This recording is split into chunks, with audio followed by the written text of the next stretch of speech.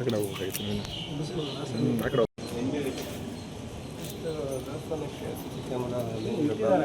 ಹೋಗಿದೆ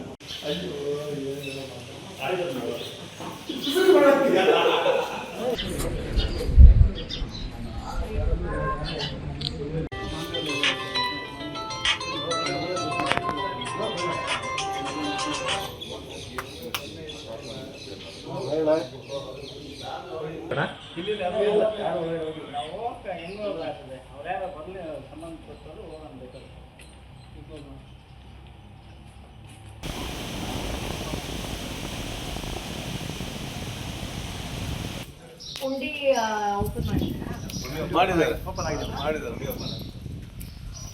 ಉಂಡಿದೆಲ್ಲ ಖಾಲಿ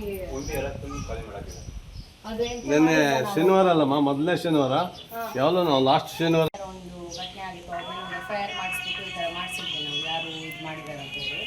ಸೊ ಇದ್ರ ಬಗ್ಗೆ ಅಂತೂ ಸ್ಟ್ರಿಕ್ಟ್ ಆಕ್ಷನ್ ಅಂತ ತಗೊಂಡು ಒಂದು ಮೆಸೇಜ್ ಥರ ಇದ್ರ ಬಗ್ಗೆ ಇದು ಮಾಡಿಸ್ಬಿಟ್ಟು ಇದು ಮಾಡ್ತೀವಿ. ನಾಯಿಗಳೇನು ಬೇಡ ಅಂತೀರಾ? ಯಾವುದು ಪೊಲೀಸ್ ನಾಯಿಗಳೇನು ಬೇಡ ಅಂತೀರಾ?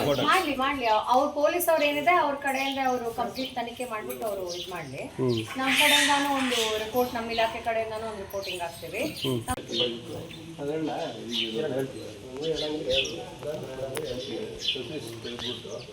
ಪೊಲೀಸ್ ಸ್ಟೇಷನ್ ಅಂತ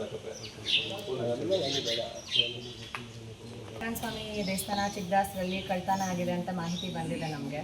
ಸೊ ಬಾಗಿಲು ಹೊಡೆದಾಕ್ಬಿಟ್ಟು ಹುಂಡಿಯಲ್ಲಿ ಏನಿದೆ ದುಡ್ಡೆಲ್ಲ ಕಳ್ತನ ಮಾಡಿದ್ದಾರೆ. ಸೊ ಅದರಲ್ಲಿ ನಾವೇನಿದೆ ಪೊಲೀಸ್ ಅವ್ರಿಗೆ ಇವಾಗ ಜವಾಬ್ದಾರಿ ವಹಿಸಿದ್ದೀವಿ. ಸೊ ತನಿಖೆ ಮಾಡಿ ಯಾರು ಈ ಕೃತ್ಯ ಮಾಡಿದ್ದಾರೆ ಅವ್ರಿಗೆ ಕಟ್ಟುನಿಟ್ಟಿನ ಶಿಕ್ಷೆ ಏನಿದೆ ವಿಧಿಸ್ತೀವಿ ನಾವು.